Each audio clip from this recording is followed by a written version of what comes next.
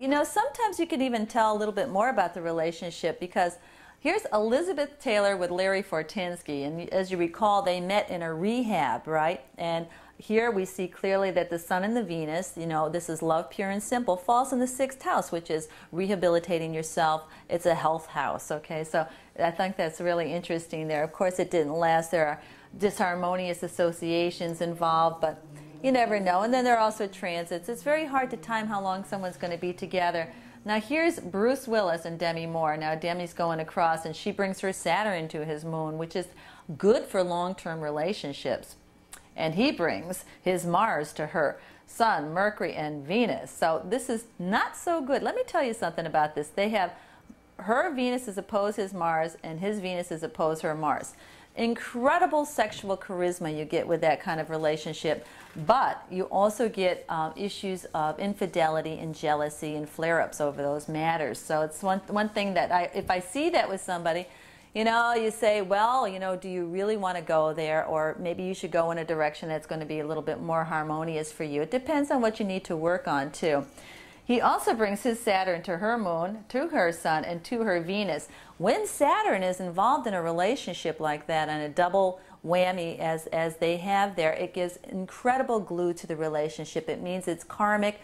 They've been meaning to come together for a few lifetimes. They're finally together, and they have to stick together until they work it out. So that gives a long run to the relationship. Apparently, they had quite a bit to work on. When you look at the composite between Bruce and Demi, you also see that the Venus sits with Saturn again. In a composite, it means, again, long-term relationship. Or sometimes what I found, it also can mean that the relationship never gets off the ground because of distance or timing factors.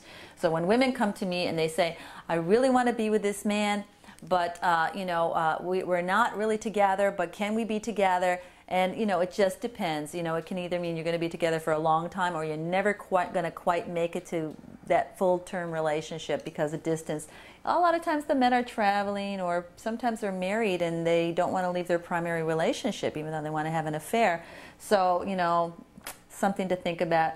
Also, they have a Venus-Mars opposition too in this, isn't that? Yes, Venus-Mars opposition too in the composite chart. So it means a lot of sexual energy between them, yes, but is it always harmonious? Again, no. I think that was a pretty tough relationship to be in. Challenging, we'll say. And it's always good to work on those challenges, you know, because then it clears the air, you know, for something new to come in that could even be more fulfilling after you learn your lessons, right? All right, here's Maria Shriver and Arnold Schwarzenegger, and here you see one of the other great places to have the Sun in the composite horoscope is the 4th house. This is the house of the home and family. And they have Jupiter, Saturn, Venus, and the Sun all sitting together. It's quite a bit of glue here. It means they can live in a large house and have a happy environment, actually, is what it means.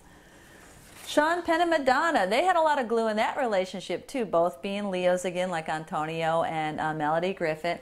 And up in their horoscope here, we had the moon with Uranus and Venus and Mercury and the Sun and the Pluto. A very, very strong situation for them to deal with, the intensity. When you have a stellium in your natal horoscope, it means you are intense. But when you have a stellium in the composite horoscope, it means you as a couple are intense, okay? And of course, they had Mars and Jupiter throwing a T-square right up to that apex. And of course, I think one of the things that wasn't working for them as a relationship is to work together. And the Mars is the work. Can it work? Well, there's a square there, and it caused a lot of friction. So you have to be aware of that. Maybe they would have been together today if they didn't try to make movies together. Who knows? But let's see who else I have. Oh, Iman and David Bowie. This is a lovely, lovely union. It's amazing. Even though I don't have Iman's time, you can see that the Sun sits with, I'm sorry, the Moon and the South Node, Saturn, Venus, Jupiter, Mercury, Neptune, Sun, and Mars. I've never seen such a lineup in a horoscope. And guess what? It is all harmonious, if you ask me. There's no challenges to that. So, at least none I can see. Here's a little more challenging of a horoscope. In fact, I have a book called Pluto by Jeff Green, and it talks about where Pluto is in the composite horoscope will tell you what the karmic nature of the horoscope is. So it's very interesting to always look at the Pluto when you marry the charts together. And wow, what an intense place to have Pluto would be right on the ascendant. And this is what Bill and Hillary have together. This is a very powerful union when it's on the ascendant. Now, in their horoscope, they have lots of high-mindedness, and I know they came together because they shared similar ideals, and a Sun with Mercury and Neptune, visionary talks. And that's really what they came to do. They came to really work together as a team there. The Venus is just kind of sitting off on its own. It's trying to Neptune, trying to Uranus.